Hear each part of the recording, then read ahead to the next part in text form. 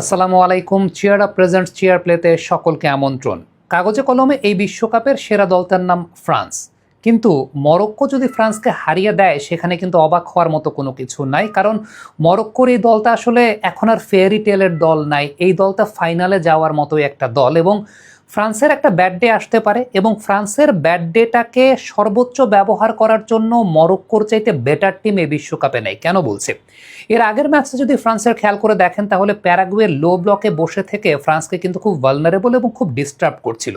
প্যারাগুয়ের যদি attacking ট্রানজিশনটা better থাকতো France ওই ম্যাচেই কিন্তু ধরা খেয়ে যায়। আর এই বিশ্বকাপের অ্যাটাকিং ট্রানজিশন অর্থাৎ ট্রানজিশনে অ্যাটাক করার জায়গাটায় মরক্কোর ওপরে আসলে কোনো দল নাই। সেই ব্যাপারটা যারা নিয়মিত ম্যাচ দেখছেন তারা খুব ভালো মতো বুঝতে পারবেন। সো আলটিমেটলি প্যারাগুয়ের যদি মরক্কোর মতো অ্যাটাকিং ট্রানজিশনাল থ্রেটটা থাকতো না, ফ্রান্স হয়তো বা ওই দিনই ধরা খেয়ে যেতে পারতো। যদিও এই বিশ্বকাপের কাগজে কলমে সবচাইতে সেরা দলটাই ফ্রান্স। এখন দেখেন, আমি যদি ফ্রান্সের দুর্বলতা নিয়ে কথা বলি, সবাই তো সবলতা নিয়ে আমরা সবাই জানি তাদের কি কি সবলতা আছে। দুর্বলতা নিয়ে কথা বললে এই বিশ্বকাপে আসলে ফ্রান্স গোল খেয়েছে কোথায় কোথায়? ফ্রান্স গোল খেয়েছে হোয়াইট ক্রস থেকে, ফ্রান্স ভালনারেবল ছিল কাটব্যাক থেকে, এবং অপোনেন্টের বেশি প্লেয়ার যখন নাম্বারস ইন দ্য বক্স যেটাকে বলা হয় সেরকমভাবে যখন ছিল তখন সর্বোচ্চ সংখ্যকভাবে তারা স্ট্রাগল করেছে। হোয়াইট ক্রস, কাটব্যাক, এটা তাদের ভালনারেবল জায়গা। আর এই জায়গাটাতেই মরক্কোর একটা পটেনশিয়াল থ্রেটটা আছে। বিশেষ করে মরক্কো যেহেতু রাইট সাইডটা অনেক বেশি মাত্রায় ওভারলোড করে ফেলে, আশরাফ হাকিমি সেই জায়গাটায় তিনি যান সামনের দিকে, এবং ডান দিকে ওই জায়গাটায় ব্রাহিম দিয়াজও রয়েছেন। ওই যে কাটব্যাক বলি কিংবা ক্রসের জায়গাটা বলি, এই জায়গাটা মরক্কোর একটা ডান দিক থেকে বিশেষ করে পটেনশিয়াল থ্রেটের জায়গা আছে। আপনি যদি স্কটল্যান্ডের সঙ্গে মরক্কোর গোলটাকে লক্ষ্য করে দেখেন, এই নেচারেই বা এই স্টাইলেই কিন্তু গোলটা দিয়েছিল মরক্কো। এই ম্যাচের সবচাইতে ইম্পর্টেন্ট ব্যাপারটা হতে যাচ্ছে একজন আরেকজনকে খুব ভালো মতো চেনা। এই ম্যাচে আশরাফ হাকিমির সঙ্গে ফ্রান্সের লেফট সাইড, এই ব্যাটেলটাই পুরো ম্যাচের পার্থক্যটা আসলে গড়ে দিতে পারে। কারণটা হচ্ছে ফ্রান্সের লেফট সাইডে ডিফেন্সে যারা আছেন আশরাফ হাকিমিকে খুব ভালো মতো চেনেন, ইউরোপিয়ান লিগগুলোতে নিয়মিত দেখা সাক্ষাৎ হয়। আর বারকোলা ওইদিকে আছেন, বারকোলা আশরাফ হাকিমি তারা টিমমেট। সো এই জায়গাকার ব্যাটেলটা অনেক গুরুত্বপূর্ণ। আশরাফ হাকিমি কিন্তু রাইট ব্যাক পজিশনের প্লেয়ার হলেও তিনিই কিন্তু আসলে মূল প্লে মেকার মরক্কোর এই দলটার, এবং এই দলটার মূল ইঞ্জিন বা মূল চালিকা শক্তি। সো এই জায়গাটা খুবই ইম্পর্টেন্ট। সত্যি কথা বলতে মরক্কো এই টুর্নামেন্টে যেভাবে খেলেছে, যেই ফরমেশনে খেলেছে বা যেইভাবে খেলেছে, তাদের প্রত্যেকটা টাচ, প্রত্যেকটা পাসে তারা অপোনেন্টকে তাদের জায়গা থেকে বের করে নিয়ে আসার চেষ্টা করেছে, কিংবা আমরা দেখতে পেয়েছি যে অপোনেন্টের প্ল্যান চেঞ্জ করতে বাধ্য করেছে। মরক্কো বেশ কয়েকটা ফরমেশনে এই বিশ্বকাপে খেলেছে এবং সেগুলো ডিপেন্ড করেছে অপোনেন্টের নেচার এবং অপোনেন্টের খেলার ধরনের উপরে। এবং এই জায়গায় দুইটা প্লেয়ার আসলে খুবই ইম্পর্টেন্ট মরক্কোর ক্ষেত্রে। একজন হচ্ছেন আয়ুব বোয়াদ্দি আর একজন আইনাউই। আমি কেন বলছি? মরক্কোর একটা কমন ফরমেশন আছে উইথ দ্য বল, সেটা হচ্ছে 3-2-4-1। এই শেপে যখন যায় তখন খেয়াল করে দেখবেন আয়ুব বোয়াদ্দি ডান দিকে থাকে, আইনাউই বাম দিকে থাকে, এবং এই শেপটাতেই মরক্কো যখন অ্যাটাক করে তখন ডান দিকে একটা বেশ ওভারলোডিং পজিশনটা তারা ক্রিয়েট করার চেষ্টা করে। এবং এই ওভারলোডিং পজিশনে তারা যে কাজটা করে সেটা হচ্ছে অপোনেন্টের ডিফেন্সকে স্প্রেড করতে বাধ্য করে, বা ডান দিকের দিকে কনসেন্ট্রেট করতে, বা অপোনেন্টের বাম দিকের দিকে কনসেন্ট্রেট করতে বাধ্য করে। সো একটা ফাঁকা স্পেস তৈরি হয়ে যায়। আমরা জানি যে আশরাফ হাকিমি উপর দিকে ওঠেন, আবার কিন্তু ইনভার্টেড রানটাও দিয়ে থাকেন। So that is very important. ওই জায়গাটায় ব্রাহিম দিয়াজও আছেন, আয়ুব বোয়াদ্দি ওই জায়গাটায় চলে যান। সো ওই জায়গাটা একটা পটেনশিয়াল থ্রেট আসলে ক্রিয়েট করে। এবং ব্রাজিলের সঙ্গে ম্যাচে আমরা আবার আরেকটা বিষয় দেখেছিলাম, বাম দিক থেকেও কিন্তু একটা পটেনশিয়াল থ্রেট ক্রিয়েট হয়েছিল, এবং সেই জায়গাটাতে মাজরাউই তিনি ওই জায়গাটায় বেশ ভালো ইনভার্টেড রানও দিয়েছিলেন। উপরের দিকে উঠে ইনভার্টেড রানগুলো তিনি বেশ ভালো মতো দিয়েছিলেন। আরেকটা ফরমেশনে খেলে, সেই ফরমেশনটাতে আসলে আয়ুব বোয়াদ্দি একদম সেন্ট্রাল পজিশনে চলে যান, এবং আমি আইনাউইর কথা বলছিলাম, আইনাউই একটু সামনের দিকে চলে যান।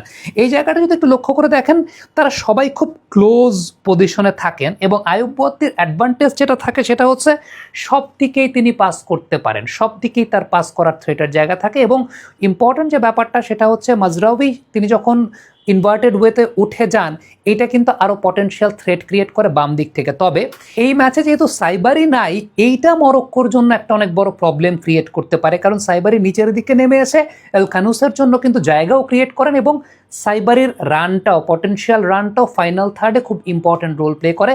নিউ রিফ্রেশিং টেস্টে চেয়ার আপের নিউ রিফ্রেশিং টেস্ট এতটাই বেটার যে মন বলে চেয়ার আপ। যদিও রাহিমি 2টা গোল করেছেন, একটা অ্যাসিস্ট করেছেন, তার ফাইনাল থার্ডে ফিনিশিংয়ের এবিলিটিটা আছে। তবে আমি যদি আয়ুব বদ্দির জায়গাটায় যাই, আমার কাছে মনে হয় যে হি ইজ ভেরি ইমপ্রেসিভ। মাঝখানের ওই জায়গা থেকে তিনি আসলে সব জায়গায় পাস করতে পারেন, এটা যেমন একটা বিষয়। আরেকটা বিষয় সেটা হচ্ছে তারা এতটা কাছাকাছি অবস্থান করে, আপনি যদি খেলা লক্ষ্য করে দেখেন, তারা এতটা কাছাকাছি অবস্থান করে যে আয়ুব বদ্দির জন্য it's easy to pass and change his positional ফ্লুইডিটিটা মেনটেন করা। It's very easy to pass and change, pass and change, pass and change, কারণ তারা খুব কাছাকাছি অবস্থান করে। এবং দিস ইজ ওয়্যার ট্রানজিশনাল প্লেতে মরক্কো আসলে খুবই ডেঞ্জারাস, কারণ তারা প্রত্যেকের খুব কাছাকাছি অবস্থান করার কারণে এই সেন্ট্রাল স্পেস দিয়ে রান ইন বাহাইন্ড তারা অপোনেন্টকে আসলে তাদের সেন্ট্রালের দিকে টানে, পেছনে ফাঁকা স্পেস ক্রিয়েট করার চেষ্টা করে, যেটা আসলে খুবই ইম্পর্টেন্ট। আবারও বলি, ফ্রান্সের যেহেতু 2জনই মিডফিল্ডার, এবং সেই জায়গাটাতে আমি বলছিলাম যে চুয়ামিনি আজকে খেলছেন না, কনে খেলবেন, তিনি একটা কার্ড খাওয়াও আছেন। So this is the area, যেই এরিয়াটাতে মরক্কো ট্রানজিশনাল জায়গাটাতে অনেক বেশি মাত্রায় ডেঞ্জারাস হতে পারে। যদিও ফাইনাল থার্ডে ফিনিশিংয়ের জায়গায় যদি আমি বলি, তাহলে ফাইনাল থার্ডে ফিনিশিংয়ের জায়গায় মরক্কোর বেশ বড় দুর্বলতা আছে। তবে মরক্কোর একটা পটেনশিয়াল জায়গাটা হচ্ছে তাদের ডিফেন্সিভ ব্লকটা খুবই কম্প্যাক্ট। তারা যখন উইদাউট দ্য বল থাকে, they are very comfortable. Without the ball তারা 4-4-2 বা 4-1-4-1 এই ফরম্যাটে তারা খেলার চেষ্টা করে। তারা হাই ইন্টেন্সিটির খেলা খেলে না, তারা খুবই কম্প্যাক্ট খেলা খেলে। এবং এই জায়গাটাতে আমরা এর আগের দিন দেখেছিলাম ফ্রান্স কিন্তু খুবই ভালনারেবল ছিল যখন প্যারাগুয়ের এগেনস্টে খেলেছে, কারণ they are very calm, they are very quiet. গোলকিপিং এন্ডে ইয়াসিন বুনো আছেন, দ্যাট ইজ অ্যানাদার ফ্যাক্টর। তবে মরক্কো একটা কাজ করে, মাঝখান দিয়ে আসলে সবাইকে অ্যাটাক করতে দেয় না, বা মাঝখান থেকে লোড ক্রিয়েট করতে দেয় না, উইংয়ে যেতে বাধ্য করে অপোনেন্টকে। দিস ইজ অ্যানাদার এরিয়া যেখানে ফ্রান্স আবার স্ট্রং। এই টুর্নামেন্টের সবচাইতে স্ট্রং উইং ক্রিয়েট করে অ্যাটাক করার জায়গাটা আসলে ফ্রান্সেরই আছে। আপনি একদিক থেকে বারকোলার দিকে যদি চিন্তা করেন, আরেক দিক থেকে আপনি ওসমান দেমবেলে যদি চিন্তা করেন, দে are very strong. R Olise তো সেই জায়গাটায় আছেন, তাদের পজিশনাল ফ্লুইডিটি সেটা চমৎকার। এমবাপে নিচে থেকে তারপর ডান দিকে গিয়ে দেন ওই পাশ থেকে একটা স্পিড রান নেন। মরক্কোর আমি পটেনশিয়াল থ্রেট যদি বলি মরক্কোর এগেইনস্টে, সেটা ব্রাজিলের সঙ্গে তারা যেভাবে গোলটা খেয়েছিল যদি লক্ষ্য করে দেখেন, আশরাফ হাকিমি ওপরে উঠে গেলে তখন তাদের ডিফেন্সিভ সেট আপটা আসলে কীরকম থাকা উচিত। ডান দিকের ওই পোর্শনটা যেটা ভ্যাকুয়াম ক্রিয়েট করে, ওই জায়গাটা বারকোলা আছেন, ইভেন এমবাপে এবং বারকোলা একে অপরকে কমপ্লিমেন্ট করেন। This is the area France might be very dangerous. This is the area আমার কাছে মনে হয় যে ওই বারকোলা এবং এমবাপের ওই জায়গাটাই সবচাইতে বেশি ডেঞ্জারাস প্রবলেমেটিক জায়গাটা ক্রিয়েট করবে। এবং আমি আজকে প্রিটি মাচ শিওর যে ওলিসেও ওই দিকটায় ঘেঁষে খেলবেন অনেক বেশি মাত্রায়, ওই দিকটাতে ওলিসের অবস্থানটা অনেক বেশি থাকবে। সো এভরিথিং ডিপেন্ডিং অন মরক্কোর রাইট সাইড, ফ্রান্সের বাম সাইড।